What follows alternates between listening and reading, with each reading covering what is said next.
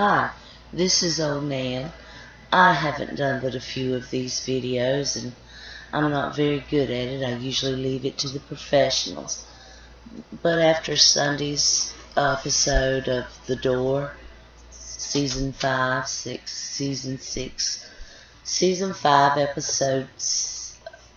Season 6, Episode 5 of Game of Thrones, I just felt like there were some things I might need to say. And this covers about everything that's come so far. The books, any spoilers. This is strictly my speculation. There's several things.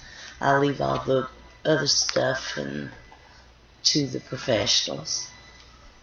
And let's just start by saying that we're going to title this is a tribute to Hodor. And this is going to be, must always be a Stark in Winterfell.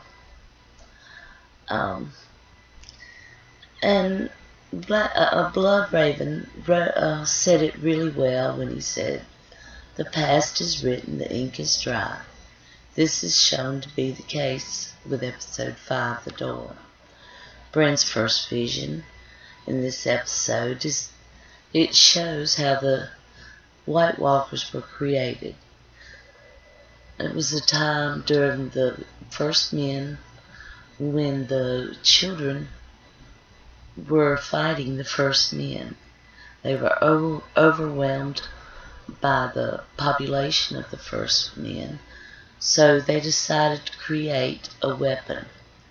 And they found a man, tied him to a weirwood tree, did their little thing, and put a obsidian a blade in his heart, left it there.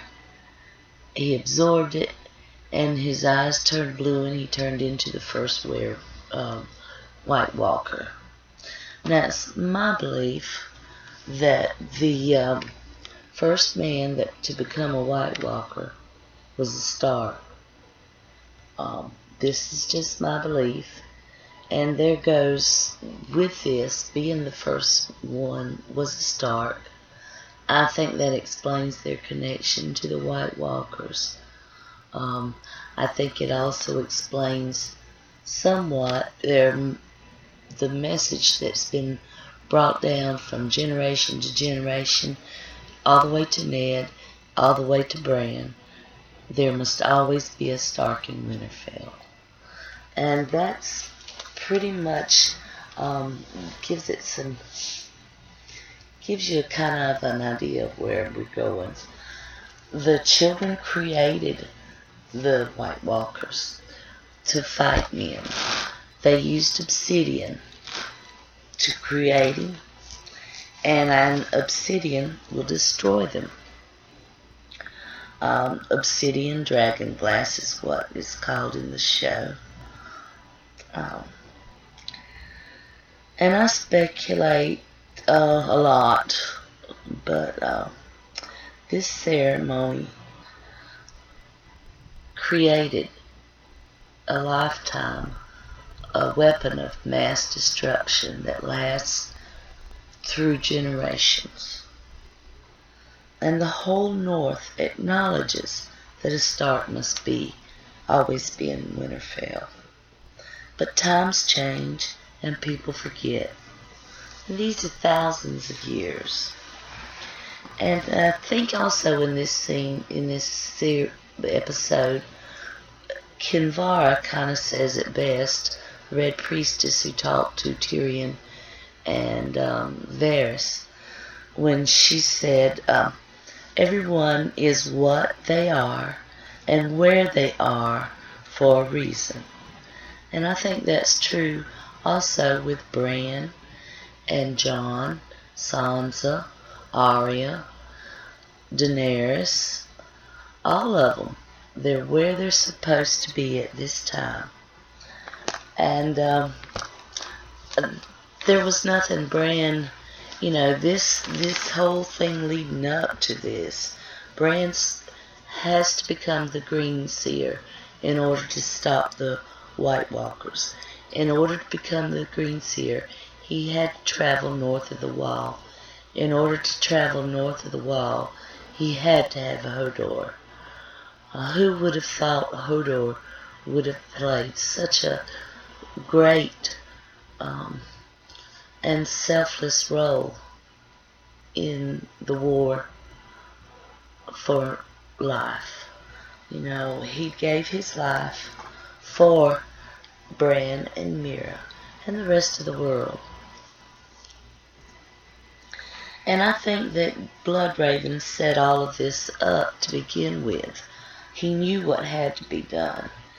And so Bran decides to Green Sea without Bloodraven.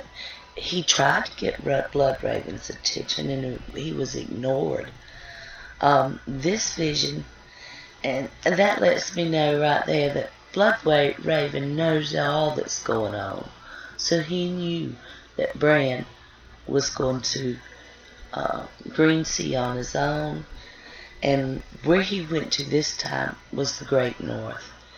And there was the weirwood tree with the same stone symbolism as the one that where the first where White Walker was made. It's covered with snow. He looks out, he sees the army of the dead. He walks through them. They don't even realize he's there. He thinks he's safe. He passes them and he sees the Night's King. And then the Night's King sees him. And then all of the White Walkers, the Whites all of a sudden see him. And while he's looking at this, the Night's King grabs his arm. Bran panics, comes out of the vision, and Bloodraven tells him, he touched you. And this is important. And it's very, very important. This vision of the weirwood tree, the Night's King touched Bran. Bloodraven explains the spells protecting the cave, them in the cave, is now broken because Bran is marked by the Night's King, in a way inviting them in. By this same thinking, the wall would no longer hold the others if Bran goes below the wall. It's a possibility. I'm not sure about that, how that works. But he's been marked by the Night's King. Bloodraven knew he would be marked by the Night's King. He knew that the Night's King would come for all of them. And that this is his final lessons to Bran. His watch is ended. He will no longer be the last Green Seer. Bran will. And it's really strange how he did this. So he's marked, and Bloodraven decides to give Bran a crash course on Green Sea while they're waiting for the White Walkers to find them, which doesn't take very long. And I don't think the events in the cave is random. Bloodraven knew this would happen, did happen. He kept Bran in the past with Hodor or Willis at that time, and stayed until his death. Maybe upon Bloodraven's death, all his knowledge should have been passed to Bran. Bran stays there, but he hears his Mira telling him, we need Hodor. We need Hodor. And Bloodraven tells him to listen to your friend. And so, while he's in the past, he wargs Hodor in the present. And he helps him Mira help him get out. Summer is sacrificed. The children are sacrificed in their flight from the cave. They get to the back door of the cave. Hodor finally gets the door open. Mira is dragging Bran into the sleigh, pulling him by herself, and Hodor opens the door, lets them out, and Mira says, "Hold the door! Hold the door!"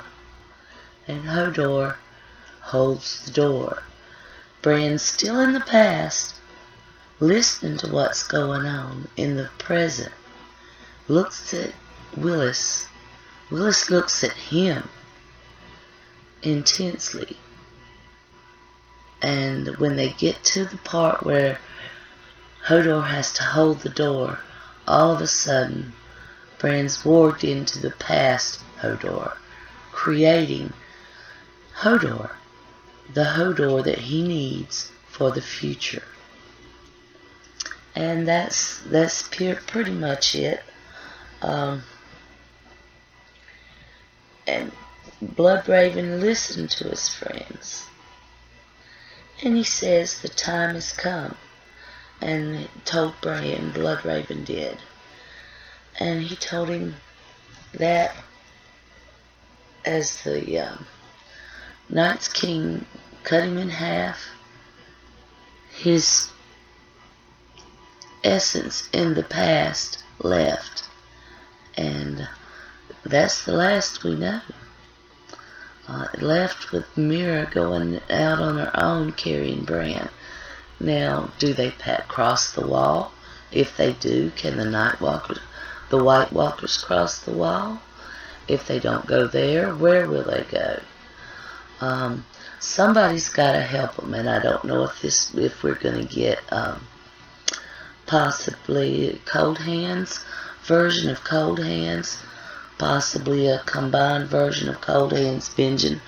I don't know, but this is what my thinking is on it. All this had to happen.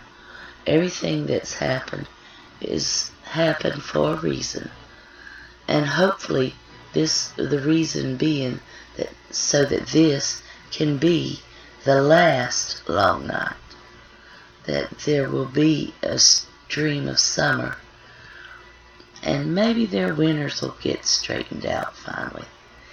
Anyway, just a few thoughts. Don't know what you think. Let me know.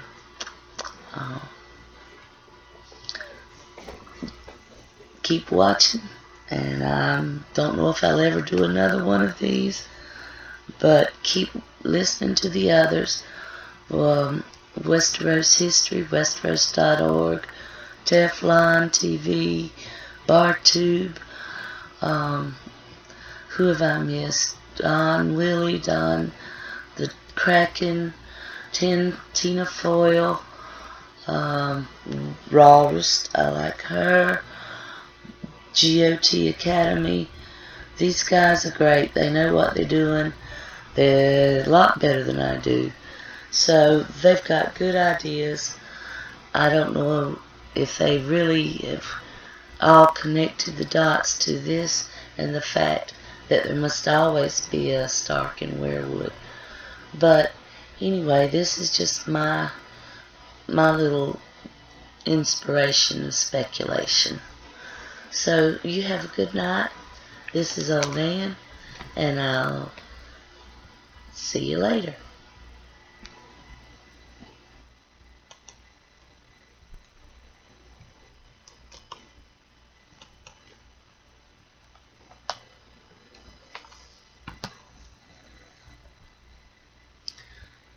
Obviously, this was made several months ago at the time, right after the airing of Hodor, Hold the Door. But I still stand with what I said at that time. I do believe that there must always be a Stark in Winterfell. I was right about Benjen coming along as Cold Hands. I do believe that Bran will cross the wall and get to Winterfell at some point. And like I said, he could start a home office out there in the weirwood grove at Winterfell. All he needs is a weirwood tree, so just a little joke there. But anyway, that's a lot to come. We've got a King of the North. We've got basically three factions: the North, the Kings, the Crown lands, and then the um, rest of the Westeros. Daenerys coming in with Dorne and Tyrells. Um, Sam is at the Citadel. Let's hope he finds some interesting information there about Jon and how to kill the White Walkers. Or Azor Ahai, and maybe the possibility that Jon is the Azor Ahai. Or Azor Ahai and the last hero the same person, or are they two different? Either way, I do believe that we will have a hero, like I said earlier, from each of these areas. I think there will be multiple heroes in the wars to come, and multiple deaths, many deaths of many heroes. I don't know who will survive in the end, but it's getting real these last two seasons, so enjoy, have fun, see you later. Now I've got to figure out how to stop this thing.